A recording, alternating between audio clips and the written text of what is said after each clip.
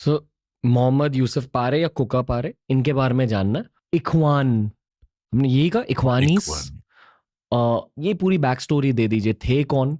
Because according to what I have understood, ये एक बहुत पॉजिटिव रिप्रेजेंटेशन है ऑफ लोकल कश्मीरी पीपल, जो बहुत ज्यादा पेट्रियाटिक उस जमाने में थे, जी जब कश्मीर काफी ज्यादा डिवाइडेड था।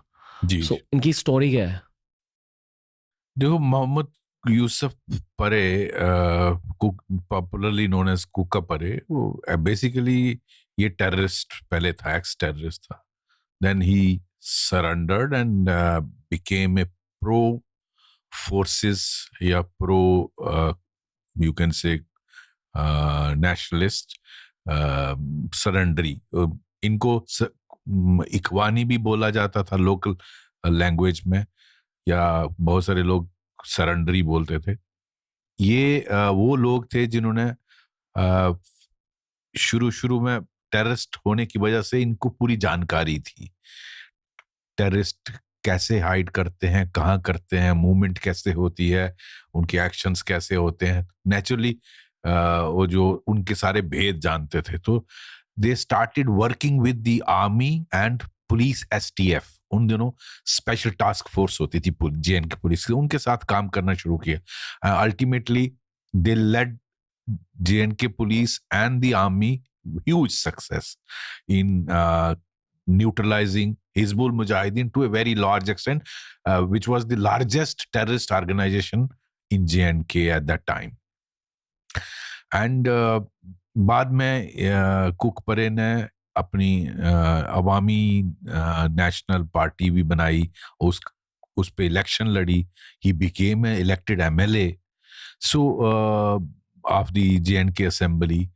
बट कुछ एक विशियस कंपेन ऐसे लोगों के खिलाफ, वही वो जो मैं कहा ना, इकोसिस्टम जो जम्मू कश्मीर में चलता था, वो ऐसे लोगों को जो प्रो इंडिया थे, प्रो नेशनलिस्ट थे, प्रो फोर्सेस थे, उनके खिलाफ एक विशियस कंप्लेंट चलाते थे। ठीक है, कुछ जातियां भी हुई होंगी, मैं नहीं कहता।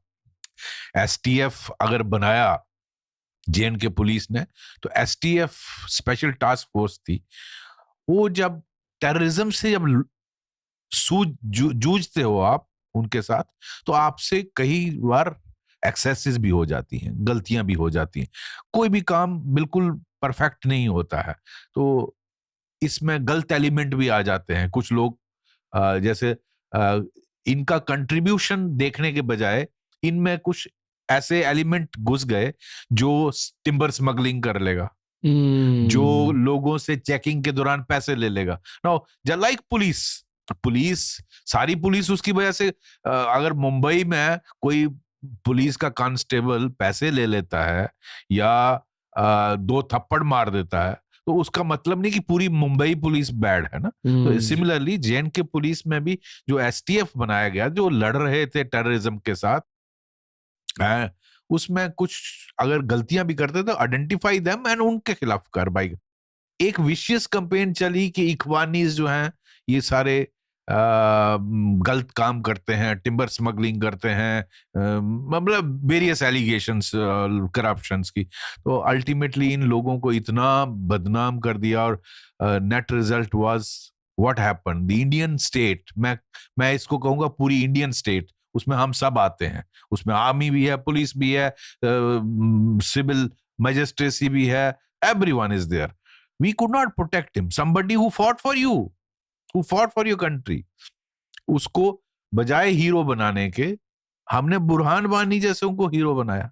So that is what this is where you misled your youth.